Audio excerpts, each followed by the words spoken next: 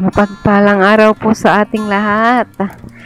Tayo na po at ako'y inyong samahan na revisahin itong aking bagong cellphone na nabili. Ito ay Honor X7B 5G. Yan.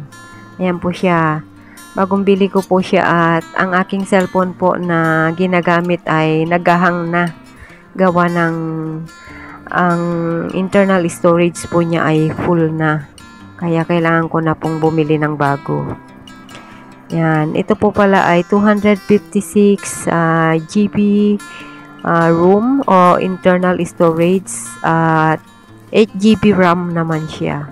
Yan. Ito, tingnan natin. Ayan na yung pinakang code niya, barcode niya ng pinagbilihan ko. Ito rin naman po yung invoice o yung resibo. Ayan.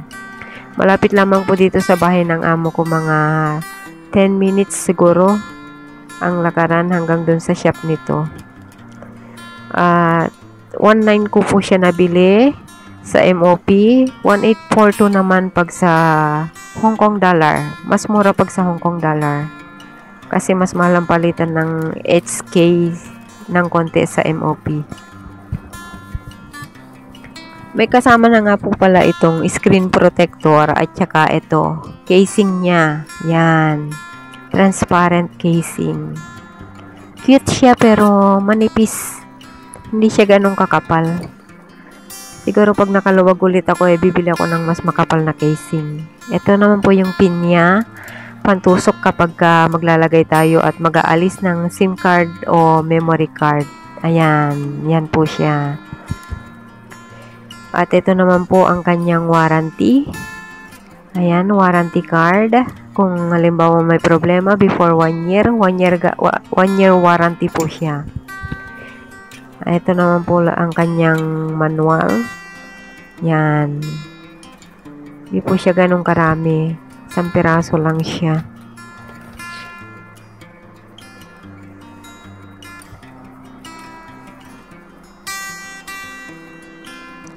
At taran! Ayan na po ang aking bagong cellphone. Pero mamaya na po natin yan pakialaman. Suspense muna.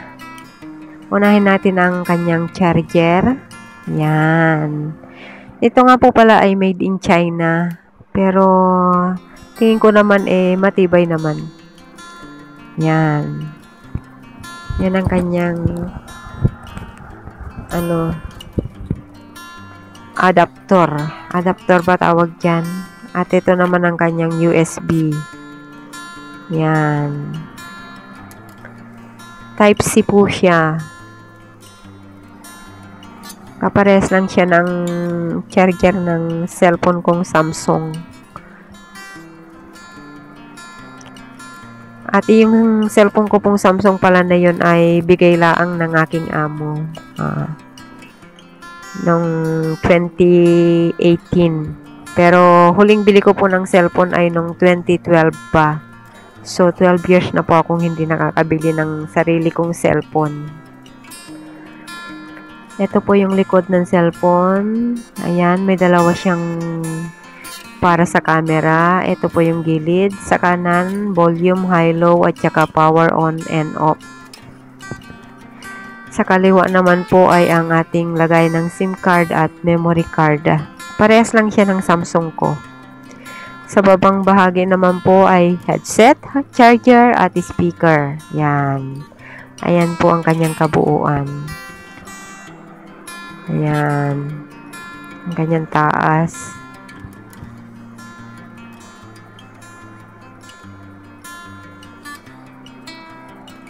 Yan, ang pinangbili ko po nito ay inipon-ipon ko po ng matagal na panahon na inipit-ipit. Kaya po ako nakabili na. Kasi alam ko pong sa katagalan ang cellphone ngayon ay talagang humihina. Sa katagalan kasi napupuno ang internal storage niya. Kaya pinaghandaan ko po talaga siya. Kaya medyo hindi naman nabigatan sa pagbili. Dahil talagang pinaghandaan ko. At ayan nga po ang kanyang itsura kapag bukas na. Yan, pag naka-turn on na siya. Maliwanag naman po ano. Hindi naman po lugi sa pagbili. Yan, at hindi rin naman po siya magaspang. Hindi rin naman ganun ka-soft, ka-smooth i-touchscreen. Kasi nga po, medyo mura-mura lang naman. Hindi naman siya ganun kamahal. Ayan, pinalitan ko na rin po ang device name niya. At, i-check rin natin ang kanyang RAM at ROM. Ayun, tama nga. 8GB RAM. Tapos, internal storage niya, 256GB in total. Ayan. Hindi naman po siya fake. Ayan. Andiyan naman yung mga, ano niya, license.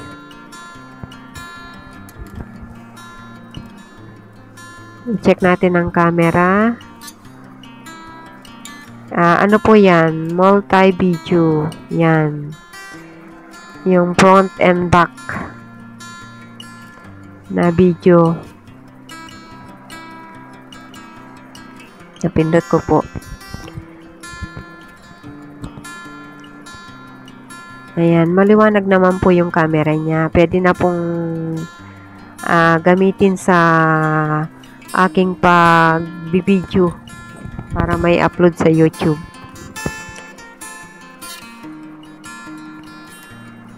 Ayan po ang kanyang video.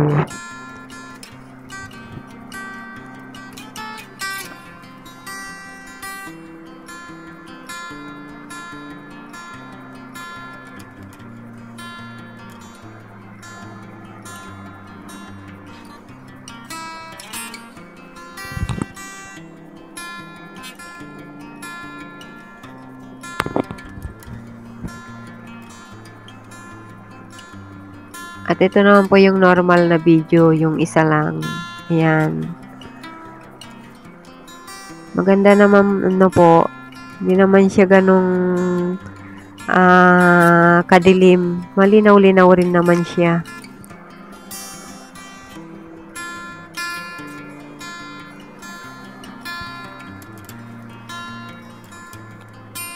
At ang kanyang photo ay ganon din naman po, malinaw din naman. Yan naman nakakapagsisi bumili.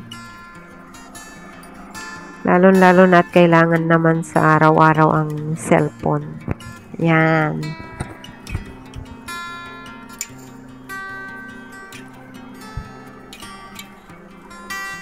Ito pang nabili ko ay pang ano lang talaga siya, pang practical lang na pagbili. Kasi sobrang mahal naman ng magagandang cellphone talaga yung mga kilalang brand.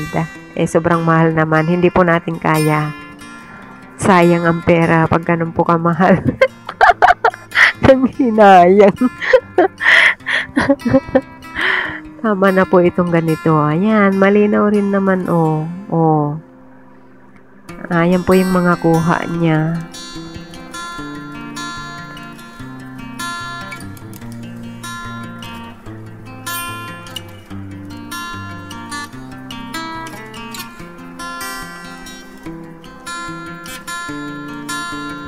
At i-convert po natin sa peso yung aking pinambili. Yun po ay 19 times 7.0788 ngayon ang palitan ng MOP. So, ayan po yung value niya sa peso. Ayan, sayang po pero wala po akong magagawa. Mabuti na lang at napaghandaan ko ang pagbili. Napag-ipunan ko ng unti-unti. Ayan, ayun na nga po. Wala na yung aking tabi-tabi na para sa cellphone. Pero para po talaga yun sa cellphone. Dahil 12 years naman pong hindi ako nakabili ng cellphone ko. Yan, okay naman po siya ano. At ito naman po yung sa YouTube niya. Yan. Ayan, okay din naman. At panoorin natin ang aking vlog.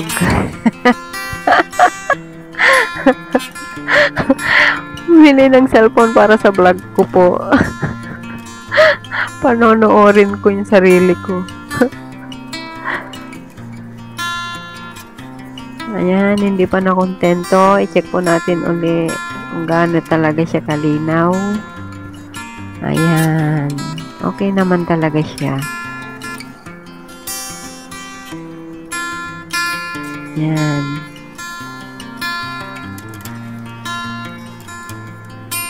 Yung mga nagbabalak pong bumili, ito na po yung ating review sa Honor X7B 5G. Yan. Kung satisfied po kayo, pwedeng itry nyo rin po. Yan. Para sa mga practical yan na kagaya ko. O kulang sa budget pala na bumili ng mamahaling cellphone.